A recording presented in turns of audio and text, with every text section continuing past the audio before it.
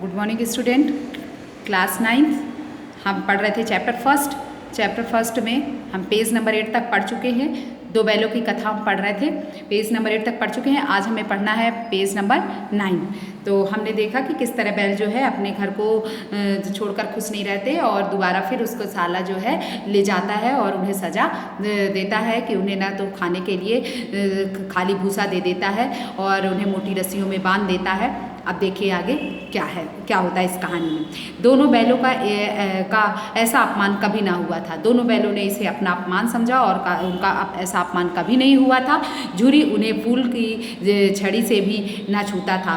उन्हें झुरी जो है कभी भी उन्हें नहीं मारता था। उसकी टिटकार पर दोनों उड़ने लगते थे। अगर तेज से चिल्ला बोल भी देता था तो दोनों जो है उड़ना शुरू कर देते थे। यहाँ मार पड़ी और यहाँ उन्हें मार भी पड़ी। आहत सम्मान की व्यथा तो थी ही और उनका सम्मान जो है आहत हो रहा था और तो ये व्यथा जो है ये परेशानी तो थी ही कि उनके सम्मान के खिलाफ था और उन्हें यहाँ मार भी पड़ी। उस पर मिला सूखा भूसा और मार के बाद जो है खाने के लिए क्या मिला? सूखा भूसा मिला। नाद की तरफ आंखें तक ना उठाई और नाद की तरफ उन्होंने आंख तक नहीं उठाई, देखा तक नहीं। दूसरे दिन गया ने बैलों को हल में जोता पर इन दोनों ने जैसे पाँव ना उठाने की कसम खा ली थी। दोनों बैलों ने कसम खा ली थी कि अब हम आगे पैर नहीं उठाएंगे और बैलों को जोतने का प्रयास उसने झुरी के साले ने किया। वह मारते मारते थक गया पर दोनों ने पाँव न उठाया। उसने मारते मारते थक गया लेकिन दोनों ने आगे बढ़ा ही नहीं। एक बार जब उस निर्दयी ने हीरा की नाक पर खूब डंडे जमाए तो मोती का गुस्सा काबू के बाहर हो गया। जब हीरा के ऊपर उसने नाक में खूब डंडे जमाए, खूब मारा उनकी नाक में, तो मोती को गुस्सा आ गया और हल लेकर भागा और वह हल लेकर ही भाग गया। हल, रस्सी, जुआ, जोत सब टूट टाट कर बराबर हो गया। गले में बड़ी बड़ी रस्सियाँ ना होती तो दोनों पकड़ाई में ना आते। अगर बड़ी बड़ी रस्सियाँ ना होती तो दोनों पकड़ में ही ना आते। हीरा ने मूक भाषा में कहा, भागना व्यर्थ है। हीरा ने कहा कि अब भागना व्यर्थ है। मोती ने उत्तर दिया, तुम्हारी तो इसने जान ही ले ली थी, अब की बड़ी मार पड़ेगी। पढ़ने दो, बैल का जन्म लिया है तो मार से कहाँ तक बचेंगे। गया तो आदमियों के साथ दौड़ा आ रहा है, दोनों के हाथों में लाठियाँ हैं। मोती बोला, कहो तो दिखा दूँ कुछ मज़ा, मैं भी लाठी लेकर आ रहा है। हीरा ने समझाया, नहीं भाई खड़े हो जाओ, मुझे मारेगा तो मैं भी एक दो को गिरा दूंगा। उसने कहा कि अगर ये मुझे मारेगा तो मैं भी एक दूसरे को गिरा दूंगा। नहीं, हमारी जाति का यह धर्म नहीं है, हमें नहीं मारना है। मोती दिल में ऐंठ कर रह गया आ पहुंचा और दोनों को पकड़ कर ले चला। कुशल हुई कि उसने इस वक्त मारपीट ना की और नहीं तो मोती भी पलट पड़ता और उसके तेवर देख कर गया और उसके सहायक समझ गए कि इस वक्त टाल जाना ही मसलहत है। आज दोनों के सामने फिर वही सूखा भूसा लाया गया। दोनों चुपचाप खड़े रहे। घर के लोग भोजन करने लगे। उस वक्त छोटी सी लड़की 2 रोटियां लिए निकली और दोनों के मुंह में देकर चली गई। उस एक रोटी से उनकी भूख तो क्या शांत होती पर दोनों के हृदय को मानो भोजन मिल गया।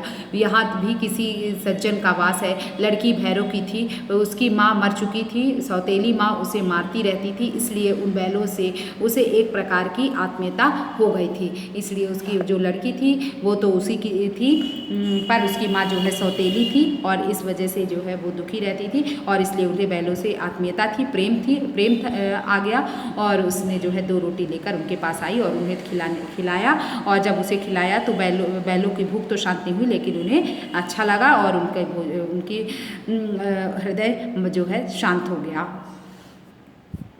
उनके हृदय को लगा जैसे भोजन मिल गया हो।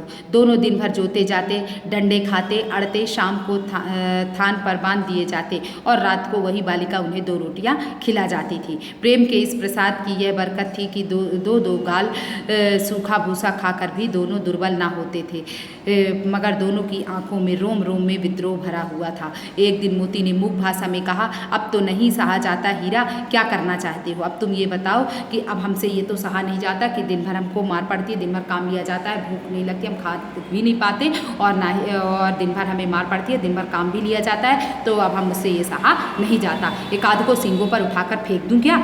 लेकिन जानते हो वह प्यारी लड़की जो हमें रोटियां खिलाती है उसी की लड़की है, जो इस घर का मालिक है, इस घर का जो मालिक है ये उसी की लड़की है। ये बेचारी अनाथ ना हो जाएगी, हम चले जाएंगे, ये जो हमें अपना समझती है, तो मालकिन को ना फेंक दूं? तो ऐसा कहो तो मालकिन को फेंक दूं, तो वही तो उस लड़की को मारती है।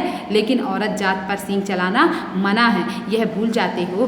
तुम तो किसी तरह निकलने ही नहीं देते। बताओ तुड़ाकर भाग चलें? हाँ, यह मैं स्वीकार करता हूँ कि चलो तोड़कर भाग चलते हैं, लेकिन इतनी मोटी रस्सी टूटेगी कैसे? इसका क्या उपाय है? पहले रस्सी को थोड़ा सा चबा लो, फिर एक झटके में जाती है। रात को जब बालिका रोटियां खिलाकर चली गई, दोनों रस्सियां चबाने लगे, पर मोटी रस्सी मुंह से न आती थी। बेचारे बार बार जोर लगाकर रह जाते थे। सहसा घर का द्वार खुला और वही लड़की फिर निकली। दोनों से झुकाकर उसका हाथ चाटने लगे, दोनों की पूंछें खड़ी हो गई और उसने उनके माथे सहलाए और बोली, खोल देती हूँ, चुपके से भाग जाओ, नहीं तो यहाँ लोग मार डालेंगे। आज घर में सलाह हो रही है कि इनकी नाकों में नाथ डाल दी जाए। उसने गराव खोल दिया, पर दोनों चुपचाप खड़े रहे। मोती ने अपनी भाषा में पूछा, अब चलते क्यों नहीं? हीरा ने कहा, चले तो, लेकिन कल इस अनाथ पर आफत आ जाएगी, सब इसी पर संदेह करेंगे। सहसा बालिका चिल्लाई, दोनों फूफा वाले बैल भागे जा रहे हैं, ओ दादा दादा, दोनों बैल भागे जा रहे हैं, जल्दी दौड़ो। इस तरह वो जो है चिल्लाने लगी और गया हड़बड़ा कर भीतर से निकला और बैलों को पकड़ने चला। वे दोनों भागे, गया ने पीछा किया और भी तेज हुए। गया ने शोर मचाया, फिर गांव के कुछ आदमियों को भी साथ लेने के लिए लौटा। दोनों मित्रों को भागने का मौका मिल गया, सीधे दौड़ते चले गए, यहाँ तक कि मार्ग का ज्ञान न रहा, उन्हें रास्ते का भी ज्ञान नहीं था और वे आगे की ओर बढ़ते चले जा रहे थे। जिस परिचित मार्ग से आए थे उसका यहाँ पता ही ना था। नए नए गांव मिलने लगे। तब दोनों एक खेत के किनारे खड़े होकर सोचने लगे, अब क्या करना चाहिए। हीरा ने कहा, मालूम होता है राह भूल गए हैं, तुम भी बेतहासा भागे, वहीं उसे मार गिराना था। उसे मार गिराते तो दुनिया क्या कहती। वह अपना धर्म छोड़ दे, लेकिन हम अपना धर्म क्यों छोड़े। दोनों भूख से व्याकुल हो रहे थे। खेत में मटर खड़ी थी, चरने लगे, रह रहकर आहट ले लेते थे, कोई आता तो नहीं है। और जब पेट भर गया, दोनों ने आज़ादी का अनुभव किया तो मस्त होकर उछलने कूदने लगे। पहले दोनों ने डकार ली, फिर सींग मिलाए और एक दूसरे को ठेलने लगे। मोती ने हीरा को कई कदम पीछे हटा दिया, यहाँ तक कि वह खाई में गिर गया।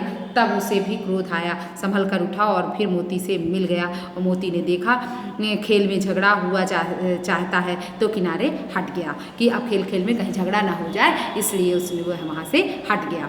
अरे यह क्या, कोई सांड डौकत चला आ रहा है। हाँ, सांड ही है, वह सामने आ पहुँचा। दोनों मित्र बगले झाँक रहे हैं। सांड पूरा हाथी है, उससे भिड़ना जान से हाथ धोना है, लेकिन ना भिड़ने पर भी जान बचती नहीं नजर आती। उन्हीं की तरफ आ भी रहा है। कितनी भयंकर सूरत है। मोती ने मूक भाषा में कहा, बुरे फंसे, जान बचेगी, कोई उपाय सोचो। हीरा ने चिंतित स्वर में कहा, अपने घमंड में भूला हुआ है आरजू, विनती ना सुनेगा, भाग क्यों ना चले। चलो यहाँ, ये हमारी विनती तो सुनने वाला नहीं, चलो हम यहाँ से भाग चलते हैं। तब उसने दूसरे ने कहा, नहीं, भागना कायरता है, तो फिर यही मरो। तो उसने कहा, तो फिर यही मरो, बंदा तो 9-2-11 होता है, और जो दौड़ाए, तो फिर कोई उपाय सोचो जल्द। उपाय यही है कि उस पर दोनों जने एक साथ चोट करें, मैं आगे से रगे देता हूँ, तुम पीछे से रगे दो, दोहरी मार पड़ेगी तो भाग खड़ा होगा। मेरी ओर झपटे, तुम बगल से उसके पेट में सींग घुसेड़ देना। जान जोखिम है पर दूसरा उपाय नहीं है। दोनों मित्र जान हथेलियों पर लेकर लपके। सांड को भी संगठित शत्रुओं से लड़ने का तजर्बा न था, वह तो एक शत्रु से मल्ल युद्ध करने का आदी था। वह केवल सांड जो है एक ही से युद्ध कर सकता था और जो है एक साथ 2 शत्रुओं से युद्ध नहीं कर सकता था। जो ही हीरा पर झपटा, मोती ने पीछे से दौड़ाया। सांड उसकी तरफ मुड़ा तो हीरा ने रगेदा। सांड चाहता था कि एक एक करके दोनों को गिरा ले, पर ये दोनों ही भी उस्ताद थे और उसे वह अवसर ना देते थे। दोनों मिलकर उससे युद्ध करने लगे। एक बार सांड उझल्लाकर हीरा का अंत कर देने के लिए चला कि मोती ने बगल से आकर पेट में सींग भोंक दिया। सांड क्रोध में आकर पीछे फिरा तो हीरा ने दूसरे पहलू में सींग चुभा दिया। आखिर बेचारा जख्मी होकर भागा और दोनों मित्रों ने दूर तक उसका पीछा किया और यहाँ तक कि सांड बेदम होकर गिर पड़ा और इस तरह दोनों बैलों ने सांड को भी वहाँ से मार भगाया। अब तब दोनों ने उसे छोड़ दिया और दोनों बैलों ने उसे छोड़ दिया। दोनों मित्र विजय के नशे में जो झूमते चले जाते थे। मोती ने अपनी सांकेतिक भाषा में कहा, मेरा जी तो चाहता था कि बच्चा को मार ही डालूं। हीरा ने तिरस्कार किया, गिरे हुए बैरी पर सींग न चलाना चाहिए। जो हार जाता है उस पर सींग नहीं चलाना चाहिए। यह सब ढोंग है। बैरी को ऐसा मारना चाहिए कि फिर ना उठे। अब घर कैसे पहुँचेंगे वह सोचो, पहले कुछ खा ले तो सोचे। सामने मटर का खेत था ही। मोती उसमें घुस गया। हीरा मना करता रहा पर उसने एक ना सुनी। अभी 2 ही 4 ग्रास खाए थे कि 2 आदमी लाठियां लिए दौड़ पड़े और दोनों मित्रों को घेर लिया। हीरा तो मेड़ पर था, निकल गया। मोती सींचे हुए खेत में था। उसके खुर जो है कीचड़ में धंसने लगे, ना भाग सका और पकड़ लिया।